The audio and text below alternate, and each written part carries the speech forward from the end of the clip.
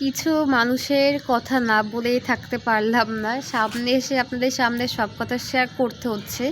তো বলেই ফেলি কথাগুলো, যখন তারা চাচ্ছে বলি। তো আসসালামু আলাইকুম, সবাই কেমন আছেন? আশা করি সবাই অনেক বেশি ভালো আছেন। তো আল্লাহর রহমতে আলহামদুলিল্লাহ আমি এখন মোটামুটি অনেকটা সুস্থ আগের থেকে। আর ওষুধ চলছে, তারপরে গলা আস্তে আস্তে ঠিক হচ্ছে, দেখা যাক কত তাড়াতাড়ি হয়। আর সর্দির জন্য মাথার ব্যথাটা তো আসছে।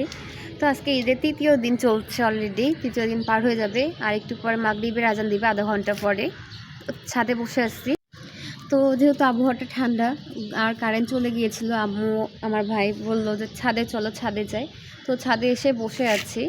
আর ভাবলাম যে আপনাদেরকে কিছু কথা বলি, কিছু কথা মানে শুনলাম, তারপর থেকে ভাবলাম যে না, কথাগুলো অনেক দিন ধরেই শুনছি এরকমভাবে, তো কথাগুলো না বলে থাকাটা ঠিক হবে না। তো ওই জন্য বলার জন্য চলে আসলাম, শেয়ার করার জন্য। তো সেই কথাগুলো হচ্ছে, অনেকে এসে বলেন, আমার নানি বা দাদি যে কোনো দুজনাকেই হোক, দুজনাকেই বলে, সে কথাগুলো হচ্ছে, তোমার নাতিন তোমার লাতি কেন হচ্ছে ভিডিও করে।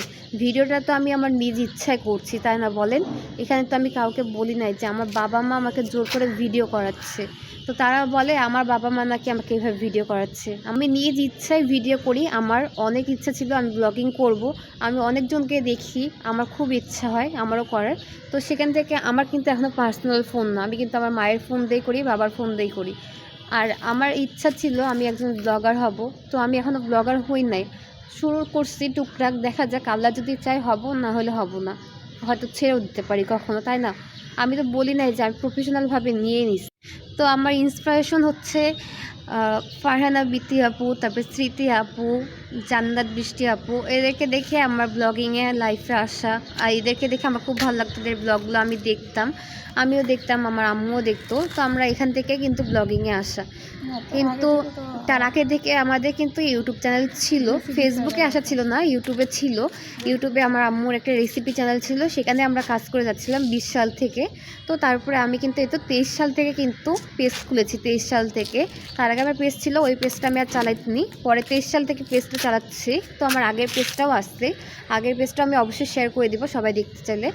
তো ওই পেজের ভিডিও ছাড়ছিলাম, তো ওই পেজে কিছু সমস্যার জন্য আমি ভিডিও দেওয়া অফ করে দিয়েছিলাম। আর তারপরে মাঝে তো অনেকদিন অসুস্থ ছিলাম, প্রায় 20 দিনের মতো হাসপাতালেও ছিলাম। তো এই জন্য ব্লগ ছাড়া অফ করে দিই ওখানে। আর যেহেতু সমস্যার জন্য এই জন্য নতুন পেজই খুলি, তো এখানে এখন ব্লগ ছাড়ছি। আর আপনারাও দেখতে পাচ্ছেন আমার ইউটিউব চ্যানেল আছে 2টা, আমি সেখানে ব্লগ ছাড়ি। তো এখানে কাজ করে যাচ্ছি, এখানে আমাকে কেউ জোর করে কাজ করে না, আমার নিজ ইচ্ছায়।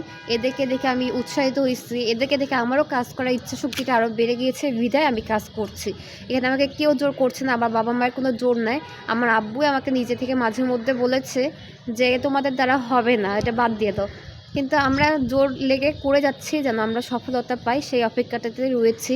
তো সবাই দোয়া করবেন। আবার তারপরে অনেকে বলেছে, হ্যাঁ তোমার কি মরার চিন্তা নেই? হ্যাঁ, মরার চিন্তা অবশ্যই আছে, মরার চিন্তা কার না থাকে, সবাই কিন্তু মরার চিন্তা করে। দিনে কিন্তু 1000বার মরার চিন্তা করাই লাগবে, আমিও করি, এমন না যে করি না। কিন্তু আল্লাহ যখন যেটা ভাগ্যে রাখছে সেটাই হবে। আমাকে নিয়ে আপনাদেরকে এত চিন্তা করা লাগবে না, আমার ভবিষ্যৎ নিয়ে আমার বাবা মা আছে, তারা চিন্তা করবে। আপনাদেরকে চিন্তা করা লাগবে না, আপনারা আমাকে খাওয়ানো না, পড়ানো না, আপনারা আমার ভরণ পোষণও নেন নাই যে আপনাদের এত চিন্তা করা লাগবে। যাদের চিন্তা করা দরকার তারা চিন্তা করলেই হবে, আপনাদেরকে চিন্তা করা লাগবে না। আর আমার চিন্তা নিয়ে আমার বাবা মার মাথাতেই আছে, সেটা আপনাদেরকে ভাবা লাগবে না। আমি এত অসুস্থ যাই, যেটাই হোক সেটা হোক, কিন্তু কেউ কিন্তু কখনো আমার খোঁজ নেয় না। আমার নানি দাদি, আমার বাবা মা ছাড়া কিন্তু কখনো কেউ খোঁজ নেয় না। তো সেখানে আপনারা কেন আমার নানি দাদিকে এসে কথাগুলো বলেন? আমি তো এইটাই বুঝি না, আপনাদের সমস্যাটা কি? যে কথা লাগে শান্তি পান, এর জন্য কথা লাগে কি শান্তি পান? আপনারা নিজেরাও তো পেজ খুলে বসে আছেন, ভিডিও ছাড়েন, তারপর আবার নিজেরা কথা বলেন। কথা বলার আগে ভেবেচিন্তে কথাগুলো বলবেন, তাহলে বেশি ভালো হবে। কারণ কথাগুলো বলার আগে নিজের দিকটা দেখে তারপর অন্যকে বিবেচনা করতে হয়।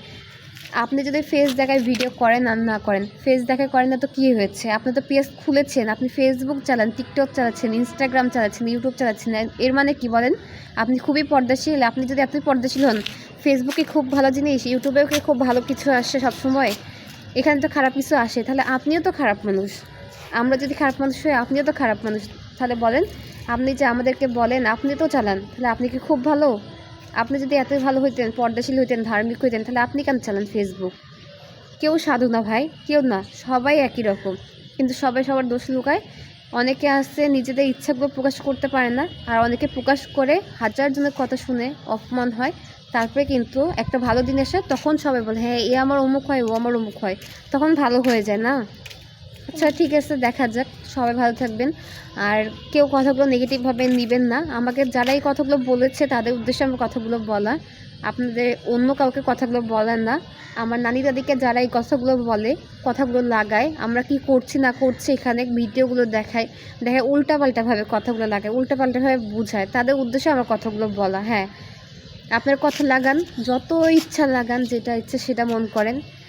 তো ভিডিওটা এখানে শেষ করছি, আর সবাই ভালো থাকবেন, সুস্থ থাকবেন। কথাগুলো বলার জন্যই এখানে সামনাসামনি এসে কথা বললাম। আর হ্যাঁ, আরেকটা কথা, আমি পর্দা করে কেন ভিডিও বানাই না, আমার সমস্যার জন্য আমি পর্দা করে ভিডিও বানাচ্ছি না এখন। আমার গলায় অলরেডি আগে থেকেই সমস্যা, 3-4 বছর আগে থেকে, ছোটো থেকে ছিল, কিন্তু 3-4 বছর আগে থেকে, 20 সাল থেকে আমার গলার সমস্যা বেশি বেড়ে গিয়েছে। আমার টনসিলের অবস্থা খুব খারাপ হয়ে গিয়েছিল। ডাক্তার আমাকে অলরেডি বলে দিয়েছিল যে তুমি হেজাব করে ঘুরবে না সবসময়, আর মাস্ক পরাটা কিন্তু আমার যাতে খুব কষ্টকর হয়। আমার এমনিতে অ্যাজমার সমস্যা আছে, শ্বাস নিতে খুব কষ্ট হয়। তাও আমি ভেবেছিলাম যে না, আমি এইভাবে ভিডিও বানাবো না, আমি মাস্ক পরেই ভিডিও বানাবো পর্দা করে, কিন্তু হলো না সেটা। কিন্তু ইনশাল্লাহ মাথাতে আমার মাথার কাপড় সরবে না, আমি এটা চেষ্টা করব। আপনাদের জন্য অন্ততপক্ষে এটা চেষ্টা করব, মাথা চেপে চুপে না বেঁধে, যেভাবে হোক বেঁধে ভিডিও বানানোর চেষ্টা করব, সেটা দোয়া করবেন। কিন্তু কেউ অন্ততপক্ষে নেগেটিভভাবে কথাগুলো বলবেন না। আমি পর্দা করি কি করি না সেটা আপনারা কখনো দেখেন নাই। আপনারা আমার বছরে একদিনও খোঁজ নেন না যে আপনারা আমার বিরুদ্ধে এত কথা বলে বেড়াবেন। কোনো দিন বছরে কেন, বছরে আপনারা আমার কবে খোঁজ নিয়েছিলাম নিজেও জানি না। তো এই কথাগুলো বলে বেড়েন না। আপনাদের যদি ভালো না লাগে দেখবেন না ভিডিও। আর এত বেশি কথা বলার আপনাদের দরকার নেই, আপনাদেরকে এত কথা বলার অধিকার দিয়ে রাখা নাই, আপনারা এত কথা বলিয়েন না। আর আমি পর্দা করছি না কেন অবশ্যই বুঝে গেলেন, পর্দা করি কি করি না এটা তো জানেনই। তো আমি কিন্তু এর জন্য কিন্তু হেজাব পরতেও নিষেধ করে দেওয়া হচ্ছে। আমার কিন্তু মাথাটা তো অতিরিক্ত ঘামে, আমার ঠান্ডা বসে যায় তখন ঘামগুলো বসে, এর জন্য সমস্যা আমার গলার আরও বেশি বেড়ে যাচ্ছে। মাথার ব্যথা সমস্যা হয়, মাথার ব্যথা ঠিকই হয় না আমার সব সময় ওষুধ চলে। তো এই জন্য আমার হচ্ছে সমস্যা। আর ইনশাল্লাহ এখন থেকে ফেসে আর মাস্ক ইউজ করে ভিডিও বানানোর চেষ্টা করব না। বাইরে গেলে তো অবশ্যই আমি মাস্ক ইউজ করি, কারণ ধুলাবালির সমস্যা, যেহেতু আমার অ্যাজমার সমস্যা, তো এর জন্য, আর অ্যালার্জির সমস্যা যাদের, তারা তো অবশ্যই জানেন বুঝেন কী সমস্যা হয় এর জন্য। তো এইটাই ছিল ভিডিও, আপনাদেরকে বলার ছিল। সবাই ভালো থাকবেন, সুস্থ থাকবেন, কেউ কিছু মনে করেন না, কারো মনে দুঃখ দিয়ে কথা বলতে চাই নাই। কেউ যদি দুঃখ পেয়ে থাকেন অবশ্যই ক্ষমা দৃষ্টিতে দেখবেন। আর যাদের উদ্দেশ্যে বলেছি কথাগুলো তারা তো অবশ্যই বুঝেছেন, অবশ্যই আর চেষ্টা করবেন না সেকেন্ড টাইম কথাগুলো বলার।